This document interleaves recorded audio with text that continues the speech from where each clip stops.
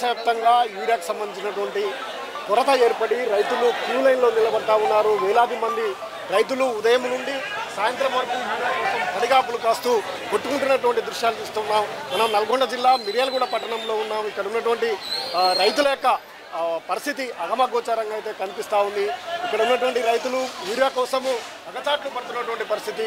వారికి సరిపడా యూరియా ఇవ్వకపోవడంతో నెలల తరబడి తిరుగుతున్నామని ఆందోళన ఆవేదన వ్యక్తం చేస్తూ ఉన్నారు. అందుకు సంబంధించింది మనతో మాట్లాడడానికి నల్గొండ జిల్లా రైతు బంధు సంఘం జిల్లా అధ్యక్షుడు చింతరెడ్డి శ్రీనివాసరెడ్డి ఉన్నారు. రైతులు ఎదుర్కొంటున్నటువంటి సమస్యలను ఆయన ద్వారా అడిగి తెలుసుకుంటారు. చెప్పండి, ఇక్కడ రైతులు ఇంతమంది క్యూ ఉన్నారు, ఎందుకు? ఈరోజు మనం చూస్తున్నాం ఇక్కడ పరిస్థితి. ఇది మిర్యాలగూడ సహకార బ్యాంక్ సొసైటీకి సంబంధించినటువంటి సెంటర్.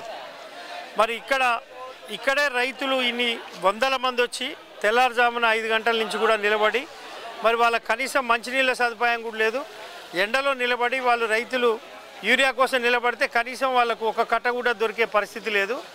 మరి మీకు తెలుసు, గతంలో గౌరవ రాష్ట్ర మాజీ ముఖ్యమంత్రి కేసీఆర్ గారి ఆధ్వర్యంలో గత 9.5 సంవత్సరాలు కూడా బ్రహ్మాండంగా రైతే రాజుగా రైతుకు ఎలాంటి లోటు లేకుండా విత్తనాల సరఫరా కావచ్చు, మరి డిఏపి కాంప్లెక్స్ కావచ్చు, యూరియా కావచ్చు, రైతులకు సంబంధించినటువంటి 24 గంటల కరెంటు కావచ్చు, అదేవిధంగా రైతుకు పెట్టుబడి కావచ్చు, రైతు పండించిన పంటకు అమ్మించడం వరకు కూడా మరి గౌరవ మాజీ ముఖ్యమంత్రి స్వయంగా రేవంత్ కేసీఆర్ గారు మరి ఆయనకు రైతుల సమస్యలు తెలుసు.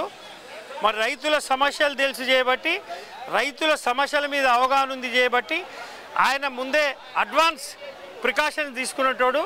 ఏదైతే సీజన్కి ముందే వానాకాలం సీజన్ ఉందంటే మరి జూలై ఆగస్టులో స్టార్ట్ అయింది.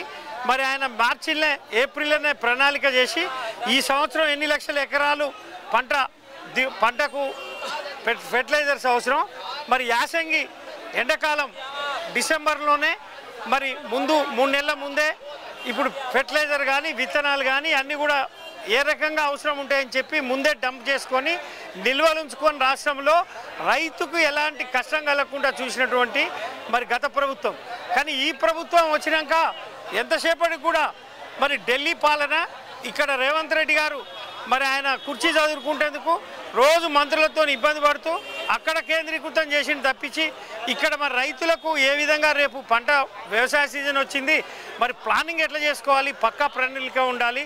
మనం ముందే విత్తనాలు కానీ, ఫెర్టిలైజర్ కానీ, కరెంటు కానీ, రైతు బంధు కానీ, రైతు భరోసా కానీ, రైతులు పండించిన పంటను అమ్మించే విధంగా కూడా అన్ని రకాల ప్రికాషన్స్ తీసుకొని రైతును కనుక బాగు చేస్తే దేశానికి రాష్ట్రానికి అన్నం పెట్టేది రైతే వెన్నెముక అంటారు.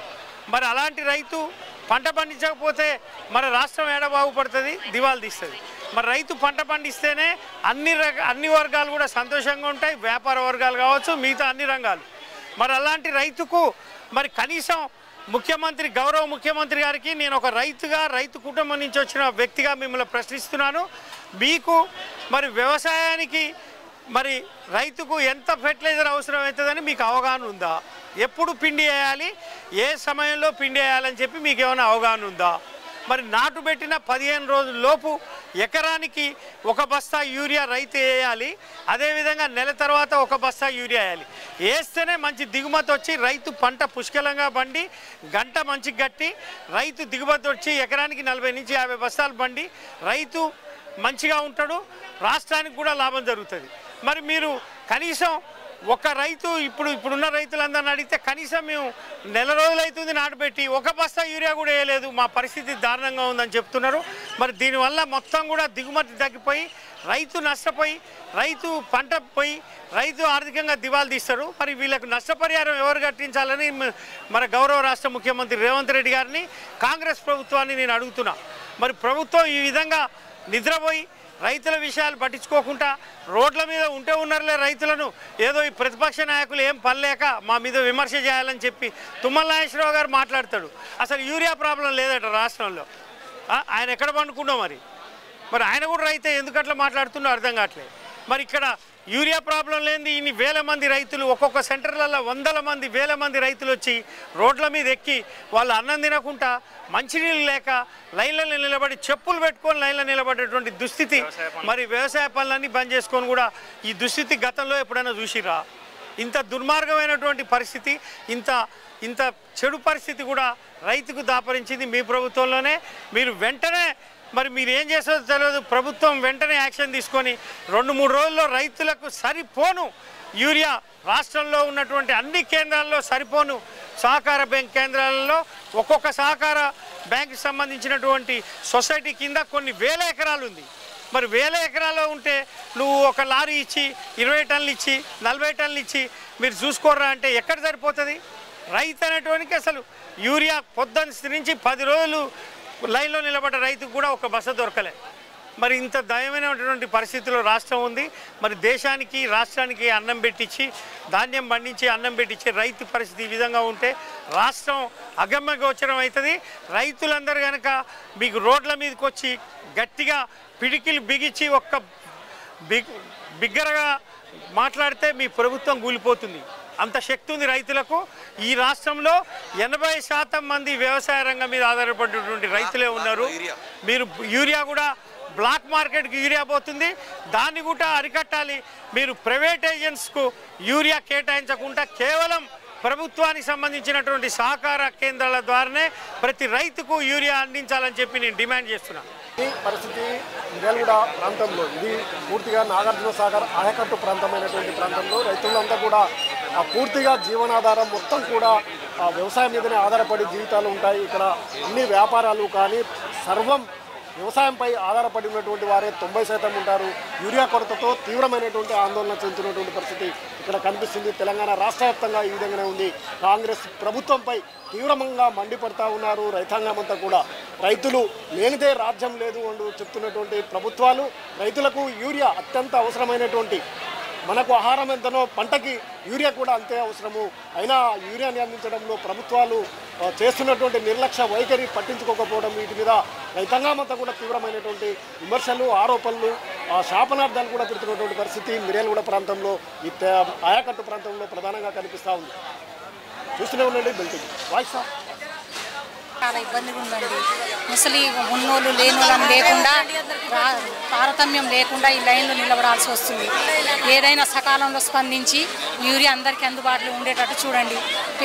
చాలా ఏజ్ ఉన్న వాళ్ళు ఉదయం నుంచి వచ్చి ఇక్కడ బాధపడుతురండి.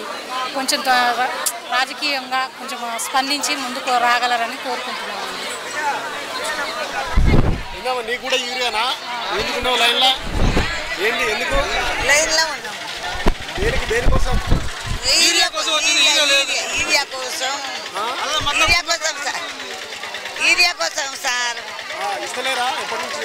ఏది ఏడా ఇక్కడనే ఎండకు నిలబడ్డాం. పొద్దు నుంచి 3 రోజుల నుంచి ఉన్నాం కానీ ఏం చేద్దాం.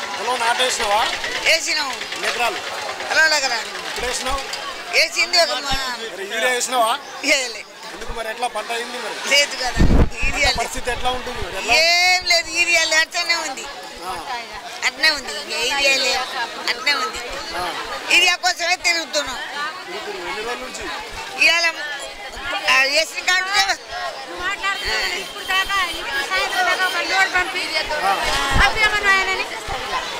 యూరియా పంపు ఏమంటే అయ్యా, యూరియా పంపు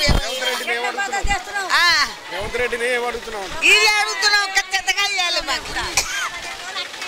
రేవంత్ రెడ్డి మాకు ఖచ్చితంగా యూరియా ఇవ్వాలి.